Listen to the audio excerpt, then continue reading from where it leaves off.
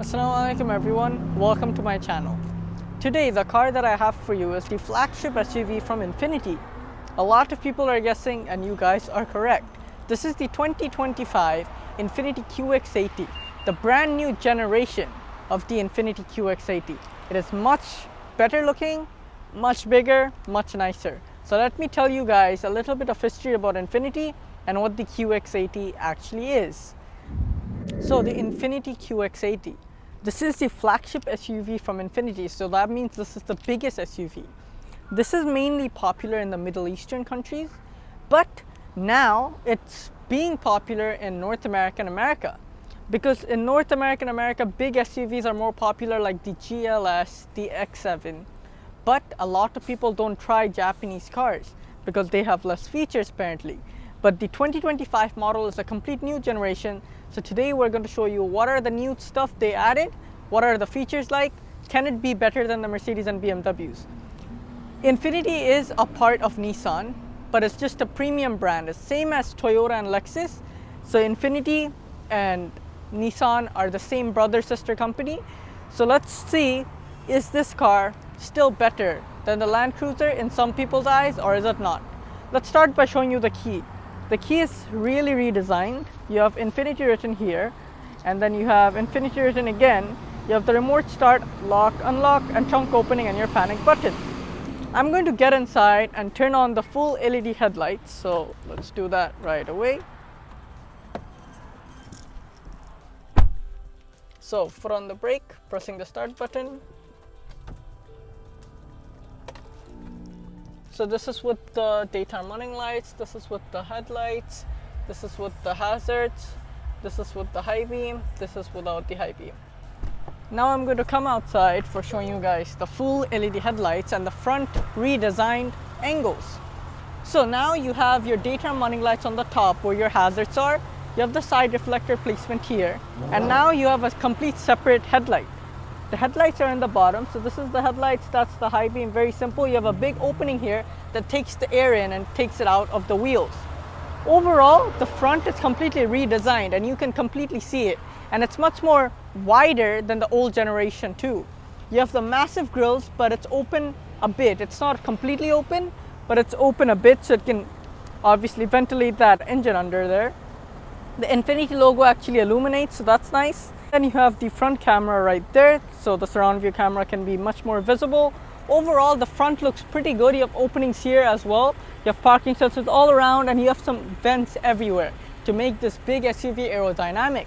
Because as you know, Land Cruiser and the Nissan Armada are competitors the same way the LX and the QX80 is.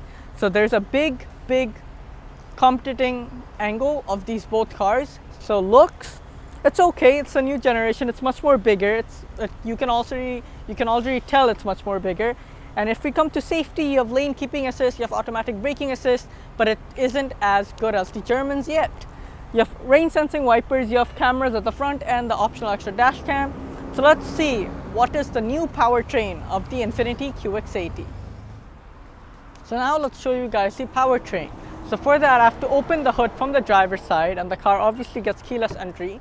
So that's nice. So for opening the hood, there is a button located here. So if I just pull that, the hood opens up, and then I can lift up the hood by a strut here.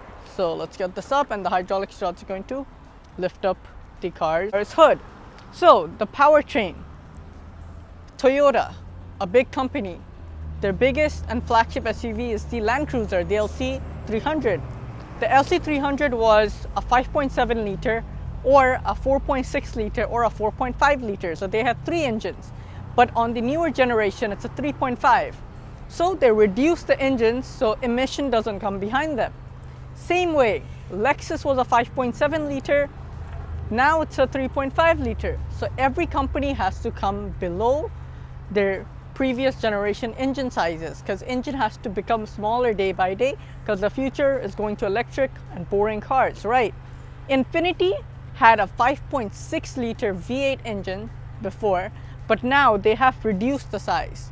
So if you come closer, you can see V6 twin turbo written, you have Infiniti written, you have the place to pour your engine oil, you have the big intake right here, and it overall completes the engine, but we still miss the 5.6 liter V8.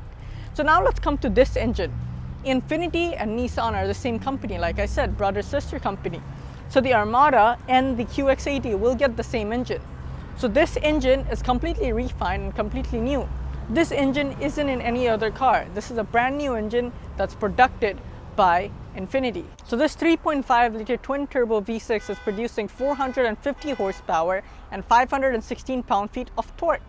Pretty good, but obviously the Germans have more power and more torque, but this has a little more power than the Land Cruiser and the LX.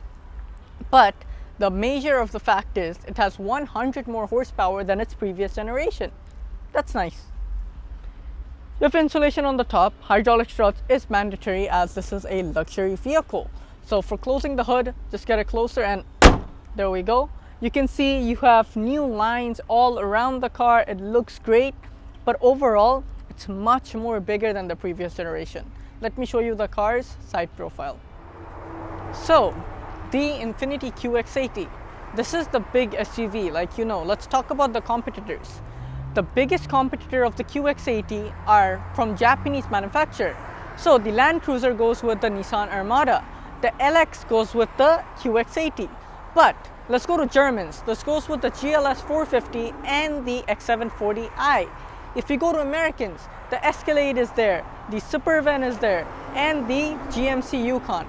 Big SUVs like this sell a lot in the Middle East, and it sells a lot in these countries now. And these are one of the most popular SUVs to buy in big countries like this. And it is actually popular in small countries as well. This is more longer than the previous generation. To be exact, it's 15 inches more longer. The front wheels are much more nicer than the previous generation, but in my opinion, it's way too thin. But anyways, 275/50 R22s with 6-piston brakes at the front with double Usma suspension and air springs. Very good overall designing for the wheels on the side, but it obviously has air suspension, so you can reduce the height. You have the side grilling area that's in chrome, and this is not the top of the line. The top of the line is the autograph. That's much more nicer looking. The exterior side view mirrors unfold whenever you unlock the car. You have the hazard light here with the side camera. You have the chrome window trims on the bottom, and if this was the autograph, you would have the autograph written here. But the door handles are now like other manufacturers. When you lock the car, it goes in, but you have to move away because it has this like sensorish stuff. So whenever the car is unlocked, it pops open, and whenever you come closer to the car, it just automatically comes out. And the overall build quality of the car is pretty much same. It's actually good. And obviously you have the fixed side step because Japanese, they want reliability first, not actually good features. The rear wheels are same as the front, brakes are much smaller, it has the same air suspension, but overall, it's pretty good, but a little more wider wheels and more power would be fun. But I didn't show you guys the fuel tank, so let me show you that, and then let's get inside the rear. So the fuel is on this side. When the car is unlocked, you can just unfold it, and it has a capless fuel tank. Nice, not bad. Let's close that.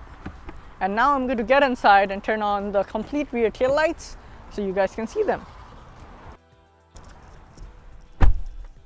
So foot on the brake, pressing the start button. There the car turns on. So this is with the full lights, this is with the hazards. And then if I come outside, and this is with the reverse. If I put her back to park, and if I come outside, I can show you guys the rear tail lights. So the rear tail lights are much more modernized for the new generation. So it starts from the side, it all the way goes here. You have the hazards here, and then it all the way goes till the other side. And whenever you turn the car on, the air suspension goes below. You have the camera right here for the back, and then you have the Infiniti written all around. You can go all the way there, and it actually looks pretty nice. You have Infiniti written here, QX80 and 4-wheel drive. And then you have a little hidden button here for opening the car's boot. You have upper stop brake light here, and the rear windshield wipers hidden under the spoiler. If we go below the car, you have parking sensors all around. You have the reflectors. It looks good from the back, not gonna lie. For opening the boot, you have to press that hidden button that's here, and then the power tailgate is going to open up. Overall, pretty good, pretty fancy. You have 300 liters of storage behind the third row. These are your floor mats for the car, and this is a brand new car. And 3 people can apparently sit in the back seats. For folding them down, there are some buttons here. So if I press these buttons, so this is going to fold down the middle row, and then this is going to fold down the rear row. So if I get this down, it completely folds, and everything is powerly done for the third row, and you have the maximum storage you can have. Like I said, QX80 and the LX are the biggest competitors. Let me know which one you like better, but if you want to fold down the third row, it's completely powerly done. And it's the same on the competitors as well. And if we get this completely up for a second, this car has another German feature. You can control the car's air suspension from the buttons here. So you can lower the car, you can raise the car. That's pretty nice. If you come on this side, you have a full power outlet here, as you can see. And then you have some hooks, and it's pretty good looking. You have the chrome garnishes here so it doesn't scratch your paint job. You have a bit of storage under this. You have nothing under here though. But it's overall not bad. Let's close the boot. You have a little button here and it powerly closes. Now let's get inside the QX80. So if we get back inside, the openings are, it's all right. You have a big amount of opening, anyone can get inside. The third row is more than spacious, so I'm not gonna go in, but you have some AC vents that can ventilate the rear passengers as well. And this is a nice folding section, so let's get inside. Getting inside was pretty easy. Let's get this here, and then let's fix this. So there is a lever here, and then I can match this to the other ones, and I can do the same for my side. So this is the middle one. So this is not the top, this is not the base. So the autograph is a 7-seater, so there is only 2 seats in the middle, but as this is not the autograph, it has the bench at the middle. Pretty comfortable, pretty nice. The seats are heated and ventilated. And then if you look at the overall space is more than enough. You have AC vents all around the car, so a hot day like this wouldn't even matter. You have your climate control sections here, so you have 1-zone climate for the back with ventilated seats like I mentioned, and you can control the wind speed from here. You have a power outlet with 2 USB-C types. Overall, it's pretty nice. If I get this section down, you have 2 cup holders at the center. That's cool. And then if I come to the car's door, that we're gonna do right away, we can look at some more stuff. First of all, you have the optional extra speakers right here with these nice chrome garnish. You have the chrome bits, you have your door handle, and then the window doesn't go fully down, but it's a big opening anyways, and it's automatic, just one touch. This is your grab handle. You have Alcantara here with the big speaker, another speaker, and then your bottle holders. It says Infiniti on the side sills as well, and the fixed running board actually helps it, but now the car is on the lowest setting, so you don't have that much space with the car and the tire. But let's get inside the car's front.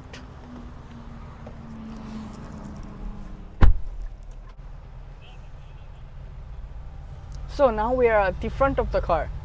The overall dash is really nice in my opinion. It actually looks pretty good. And then if we come here, you have leather all around. It says Infiniti inside this gloss black treatment. That's very nice, but it's gonna be a pain to keep clean. You have a lockable glove box that's decent size. And then if you come to the speaker, the car's seats, you have speakers on the headrest as well. So maximum quality on the sound. It's heated, ventilated, and massaged. So that's cool. Overall, you have the controls, everything on the sides. So you don't have to come to the infotainment and then control that. The car has a panoramic roof, so for opening the blind, I can do that right there. It's not as big, but it's not as small as well. So that's for opening the entire thing.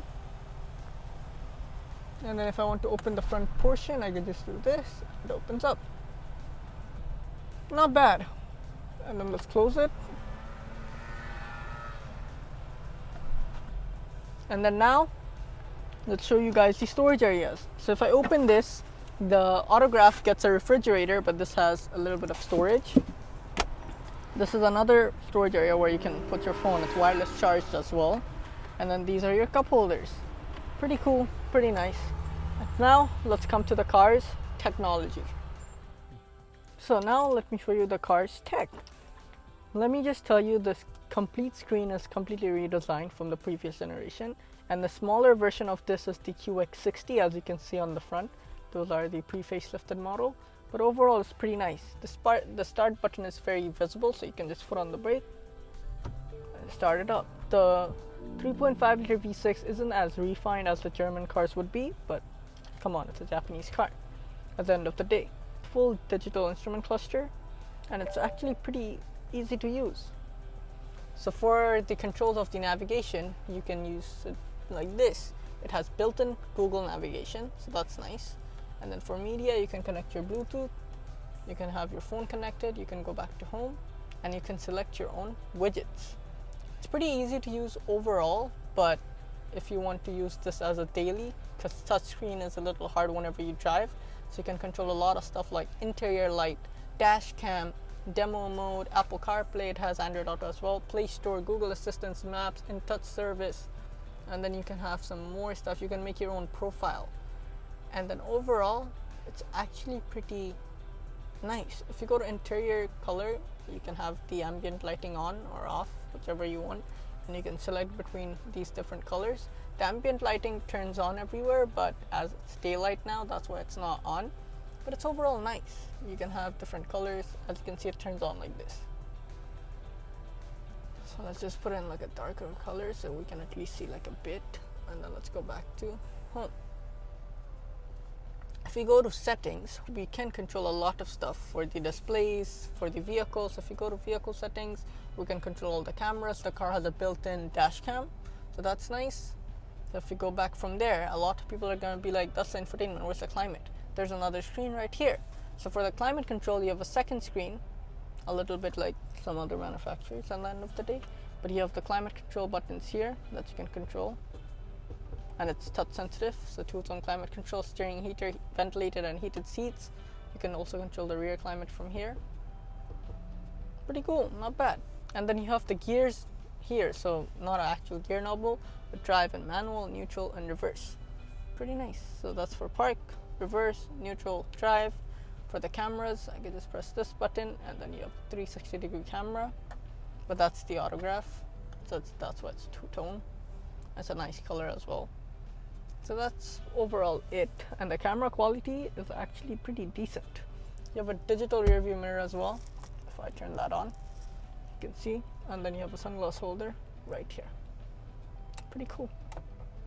Then if you come to the car steering, the steering is much more modernized, and it's big, but it's in a shape that like there's no way to hold it up when you're like driving sporty or something. But you have paddles at the back, but it's plastic, and it's stilt and telescopic, fully poweredly done. And you have some controls here for the screen. You have some controls here for your cruise control. That's pretty cool. You can control a lot of stuff. You can press these buttons. You can control this one, or you can press this button. You can control this one. One button, two function. Pretty cool. You have the high beam and your hazards here, and then you have the windshield wiper controls here. Now let me show you the car's instrument cluster. Foot on the brake, pressing the start button that's located here, and the full digital instrument cluster is going to turn on as well with the nice animation. So if you want to watch the previous video of the QX80, I'm going to put that in the description. I did a full video of that, so that's going to be easier for you to compare this car with that. So this is your speed. The top speed is 220 kilometers. You have a digital speed here. This is your fuel gauge and the range you're going to get with the fuel it has. This is your RPM at red lines and 6,000. And then you have the engine temperature there and the total kilometer of the car. For controlling, you can have it blank, or you can have the navigation where it's just going to show you the compass. You can go to your draft computer where you have your range, your trip information, or your height control. So I'm going to leave it as this, and then if you go here, you can control your tire pressure monitor, your stop and start, so your auto start, and then your all-wheel drive torque.